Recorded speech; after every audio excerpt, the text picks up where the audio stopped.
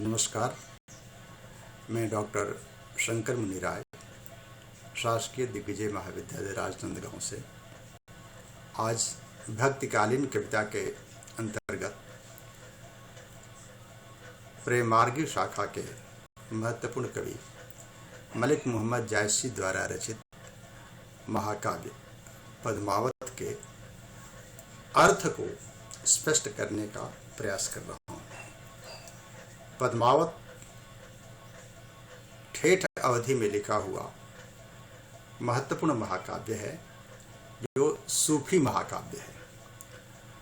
सूफी महाकाव्य की सबसे बड़ी विशेषता यह है कि वह लौकिक कथाओं के माध्यम से पारलौकिक जीवन की व्याख्या करता है।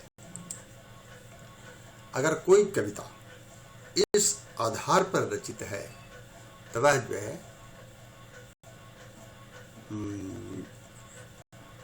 सूफी काव्य के अंतर्गत आता है। यह जायसी जी सूफी काव्य के जो प्रेम मार्गी शाखा है, भक्तिकाल की जो प्रेम मार्गी शाखा है, उसके महत्वपूर्ण कवि हैं। यानी प्रेम परक कथाओं के माध्यम से लौकिक जीवन के बहाने पारलौकिक जीवन की व्याख्या करने वाले महाकाव्य का नाम है पद्मावत। आमतौर पर देखने पर यह एक श्रृंगारिक महाकाव्य लगता है, जिसमें एक राजा, एक रानी और एक राजकुमारी के बीच की कथा वर्णित है। लेकिन यह भक्ति काव्य कैसे है, यह जानने के लिए इस महाकाव्य के जो प्रतीक हैं उनको समझना जरूरी है। जब तक आप इसके प्रतीक अर्थ को नहीं समझेंगे, पद्मावत के महाकाव्यत्व को नहीं समझ पाएंगे, उसके रहस्य को नहीं समझ पाएंगे। जायसी ने स्वयं लिखा है कि जब मैंने इस महाकाव्य की रचना की और पंडितों को सुनाया तो उन लोगों ने कहा कि इसमें कुछ खास तो नहीं है। एक राजा रानी की कहानी है, एक राजकुमारी उसमें आती है, एक तोता है, बस राघव है, सुल्तान है, ये महत्वपूर्ण पात्र है। तब उन्होंने कहा कि नहीं, हमारा उद्देश्य यह प्रेम कथा वर्णन करना नहीं है, हम इसके माध्यम से जो बात कहें वह इस प्रकार है, और वो स्पष्ट करते हैं। आज यहाँ आपको यह बताना है मुझे कि अगर इस महाकाव्य के रहस्य को समझना है तो सिर्फ 5 चौपाइयाँ याद करनी है। बस 5 चौपाई याद कर लीजिए और महाकाव्यत्व के पद्मावत के महाकाव्य को आप बढ़िया से आध्यात्मिक रूप से समझ पाएंगे। कवि ने लिखा है कि 14 भुवन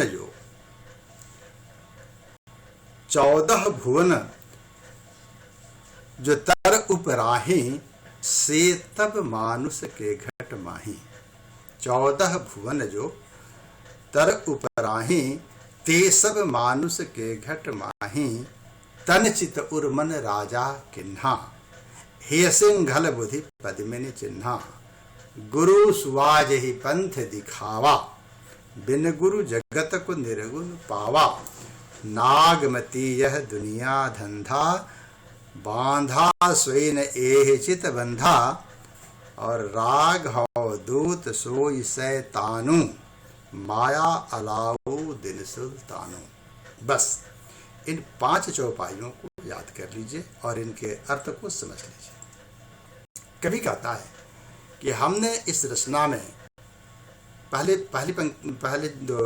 दोहे के अर्थ को समझिए। अगर व्याख्या करनी हो तो भी जरूरी है कि 14 भुवन जो तर उपराही। विष्णु पुराण में 3 लोक और 14 भुवन की परिकल्पना है। 3 लोक जो हैं पाताल लोक, भूतल और स्वर्ग लोक है। इसके अलावा जो 14 भुवन जिन्हें कहा गया है वे हैं सतलोक, तपोलोक, जनलोक, महलोक, ध्रुवलोक, सिद्धलोक, पृथ्वीलोक, अतललोक, वितल लोक, सुतल लोक, तलातल लोक, महातल लोक, रसातल लोक और पाताल लोक। ये 14 लोक है, भुवन है। कवि कहता है कि ये सभी हमारे शरीर के अंदर हैं। मनुष्य के घट में शरीर के अंदर ही ये सारे लोक हैं। अतन चितउर मन राजा किन्हा। मैंने इसमें ऐसे की कहानी आप जानते हैं कि राजा चित्तौड़गढ़ के राजा रत्नसेन है, उनकी महारानी नागमती है, सिंघल द्वीप की राजकुमारी पद्मावती है और हीरामन तोता है। ये महत्वपूर्ण पात्र हैं। कथा सारांश यह है कि चित्तौड़गढ़ के राजा रत्नसेन के राज्य का एक व्यापारी व्यापार करने के लिए सिंघल द्वीप में जाता है। वहाँ व्यापार में उसका घाटा हो जाता है। लौटते वक्त वह एक तोता लेकर के आता है। तोता बहुत ही ज्ञानी है, मनुष्य की वाणी बोलता है, बहुत आकर्षक ढंग से व्याख्या करता है। राजा को जो पता चलता है कि हमारे लोक में एक व्यापारी इस तरह का तोता लेकर आया है, तो वह उसे राजमहल में मंगा लेते हैं। कहते हैं कि यह तो राजमहल में रहने लायक है। और तोता यहाँ पर आता है, राजमहल में रहने लगता है। एक दिन की बात है कि महारानी नागमती अपने श्रृंगार प्रसाधन से युक्त होकर के दर्पण में अपने बिंब को, सौंदर्य को देखती है और तोते से चर्चा करती है कि तोता, तुम तो दुनिया में घूमने वाले हो, बताओ मेरे समान कोई सुंदरी देखा है क्या? तोता सत्यवादी है, झूठ नहीं बोलता है।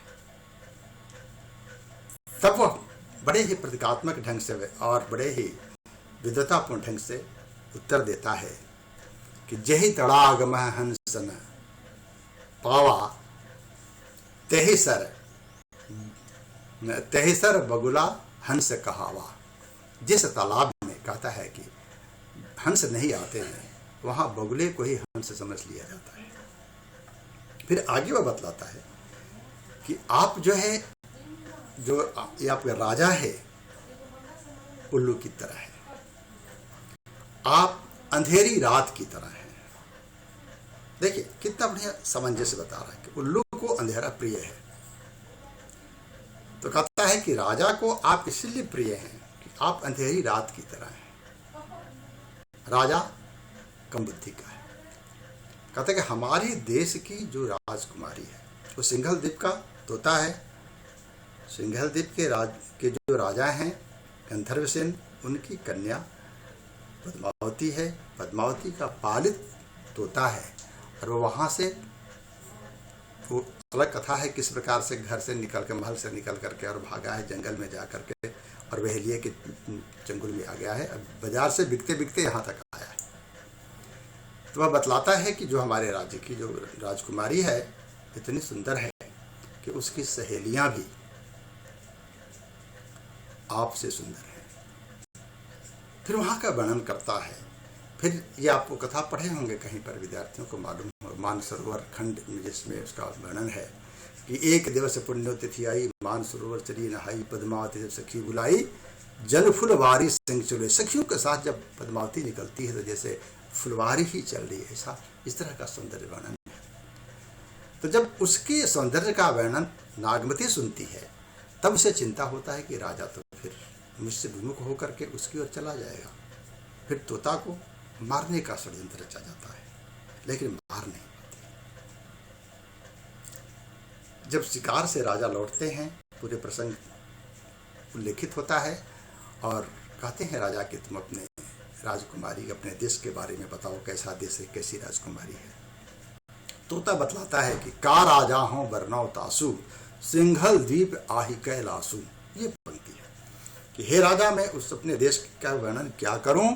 सिंघल द्वीप तो कैलाश पर्वत की तरह है, कैलाश की तरह है। अब कैलाश का वर्णन क्या है? कैलाशवासी नमामि हे प्रभु आदि शंभु सदा शिवम। कैलाश वह स्थान है जहाँ भगवान शिव का निवास होता है। यहाँ से प्रतीक समझ लीजिए। फिर वहाँ की राजकुमारी का सुंदर वर्णन करता है और उसके महत्व को जानने के बाद में राजा सचमुच में राजकाज से विमुख हो जाते हैं। अब कहते हैं कि मैं वो तुम्हारा देश देखना चाहता हूँ, पद्मावती से मिलना चाहता हूँ। तोता कहता है कि बहुत कठिन मार्ग है, आप वहां नहीं जा पाएंगे। राजा कहते हैं कि अगर आप मार्गदर्शन करो तो मैं जाने के लिए तैयार हूं। और राजा वैरागी हो जाते हैं, फिर वहां के लिए प्रस्थान कर जाते हैं। नागमती इंतजार करती है। नागमती का वियोग खंड बहुत महत्वपूर्ण अंश है, जिसे आप पाठ्यक्रम में ही पढ़ते हैं। तो इसका प्रतीकात्मक अर्थ है, राजा कहते हैं कवि कि तन चितौर मन राजा किन्हा। मैंने चित्तौड़गढ़ के जो राजा रत्नसेन है, तो शरीर को मैंने चित्तौड़गढ़ बनाया है। तन चितौर, चित्तौड़गढ़ कौन शरीर है, मन राजा किन्हा, और मन जो है इसका राजा है। शरीर पर किसका शासन है, तो मन का है। तो शरीर का राजा मन है। तन चितौर मन राजा किन्हा। ही सिंघल, हृदय है सिंघल द्वीप, हृदय सिंघल द्वीप है। बुद्धि है पद्मावती। शरीर में, हृदय में बुद्धि का जब सामंजस्य हो जाता है तो जीवन बहुत ही स्वर्गिक हो जाता है। यह कहानी इसी रास्ते पर जा रही है, इसी ढंग से समझने की जरूरत है कि तन शरीर जो है चित्तौड़गढ़ है, मन इसका राजा है, सिंघल द्वीप है वो हृदय है, पद्मावती क्या है, बुद्धि है।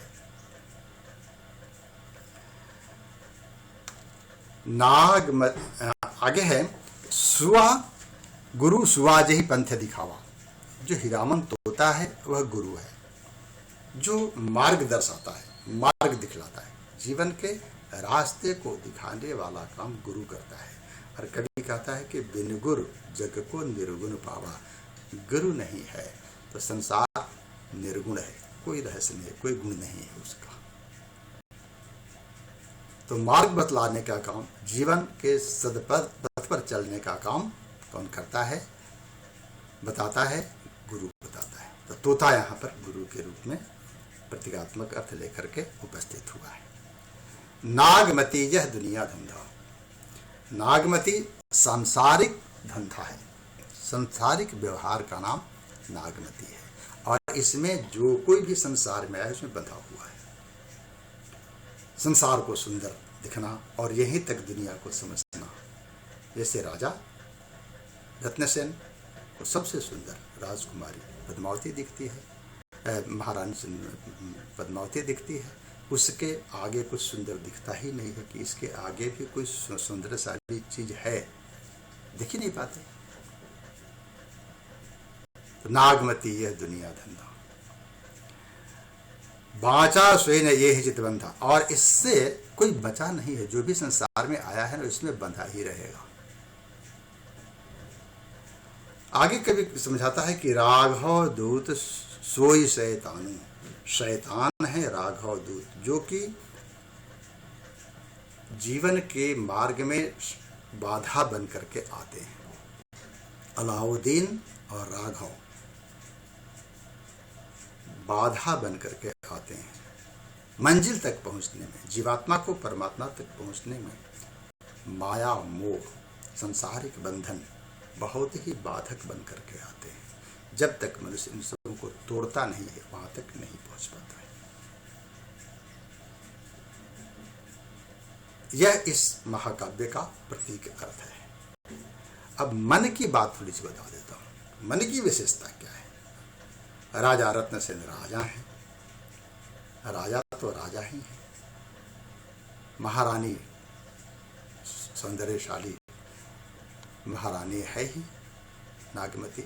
बावजूद मन की विशेषता है कि मन बहुत चंचल है, कभी स्थिर नहीं होता है। अस्माकं संस्कृत भाषायाम एक प्रसिद्ध श्लोक, हमारे संस्कृत भाषा में एक प्रसिद्ध श्लोक है जिसमें यह बताया गया है कि 10 चीजें जो मकार हैं, म से शुरू होने वाली हैं, कभी भी स्थिर नहीं रहती है। मनो मधुकरो मेघो माननी मदनो मरुत। मनो मधुकरो मेघो माननी मदनो मरुतमा मदो मरकटो मतस्यो मकारा दसो चंचला। मन म से शुरू, मधुकर भंवरा, मनो मधुकरो, मेघो बादल, मनो मधुकरो मेघो माननी मदनो, माननी स्त्री पत्नी दुलारी संतुष्ट करना बहुत मुश्किल है। ये चीज़ लाओ, फिर ये चीज़ लाओ, फिर भी एक के बाद एक संतुष्ट नहीं कर सकते। माननी मतलब पत्नी। मदनो, कामदेव को भी कभी स्थिर नहीं है। कामदेव की विशेषता है, स्थिर नहीं होता। मारुत है, वायु। माँ मतलब लक्ष्मी। कमला थिर न रही में कहीं यह जानत सब कोई, पुरुष पुरातन की बधु क्यों निजन चला हो। लक्ष्मी कभी स्थिर नहीं रहती, कभी यहाँ कभी वहाँ, कभी इनके घर कभी उनके घर, उनके घर, ऐसा चलती रहती। माँ मदो, मद, मदी, घमंड भी कभी स्थिर नहीं। रावण को घमंड नहीं ले, मद है घमंड, और घमंडी व्यक्ति कभी स्थिर नहीं रहते। मरकटो, बंदर कभी स्थिर नहीं रहता। मत्स्य, मछली भी कभी स्थिर नहीं रहती, हमेशा चलती रहती। तो मनो मधुकरो मेघो माननी मधुनो मरुत माँ मधो मरकटो मत्स्यो मकारा दसो चंचला। ये दसो चंचल है। तो मन जो है चंचल है, राजा रत्न सेन चंचलता के प्रतीक हैं, स्थिर नहीं है। जो कुछ भी संसार में सुंदर है उन्हीं के लिए चाहिए, जितनी भी चीजें हैं उन्हीं के लिए चाहिए। उनको मालूम हुआ कि एक बहुत विद्वान तोता हमारे राज में आ गया है, तो राज में है तो यहाँ तक संतुष्ट नहीं है, चाहते हैं कि वो हमारे राजमहल में रहे, और राजमहल में ला देते। फिर अगर तोते ने ये बताया कि नहीं, आपकी इस नागमती से भी सौंदर्यशाली कोई नायिका है इस दुनिया में, इस लोक में, वो पद्मावती है, तो कहते हैं कि अगर है तो फिर वो हमारी ही होनी चाहिए। ये राजा की एक विशेषता है, मन की विशेषता है। कितनी वैज्ञानिक बातें बताई गई है इसमें। तो इस प्रकार से यह जो है महाकाव्य सांसारिक मोह माया को तोड़ करके जीवात्मा को परमलोक में परमात्मा तक पहुंचने की मार्ग है। जिस दिन ये पता चल जाता है कि संसार नश्वर है, इससे भी सुंदर कोई लोक है, उस दिन मन वैराग्य को उद्धत हो जाता है, मन वैरागी हो जाता है। लेकिन इसको समझाने के लिए गुरु की आवश्यकता बहुत ही जरूरी है। तोता नहीं होता तो रत्नसेन वैरागी नहीं होते, और वे सिंघल द्वीप की ओर प्रस्थान नहीं करते। तो बच्चों, ये है असली अर्थ, पद्मावत का असली अर्थ यही है। इस ढंग से इस 5 चौपाई को आप याद कर लीजिए, समझिए, व्याख्या कीजिए, या प्रश्नोत्तर लिखना है तब भी आप इसी आधार पर लिखेंगे, तभी आप साबित कर पाएंगे कि किस प्रकार से ये पद्मावत एक सूफी काव्य है, एक भक्ति काल का काव्य है। कैसे, जब तक इस अर्थ को नहीं समझा जाएगा तब तक आगे आप स्पष्ट नहीं कर पाएंगे। मैं समझता हूँ कि पद्मावत के अर्थ के बहाने आपको पूरी बातें समझ में आ गई होंगी। एक बार और मैं आपको याद दिला देता हूँ, 5 चौपाइयाँ याद रखिए, सिर्फ 5 चौपाइयाँ। 14 भुवन जो तेरे उपराही, ते सब मानुष के घट माही। 14 भुवन जे तेरे उपराही, ते सब मानुष के घट माही।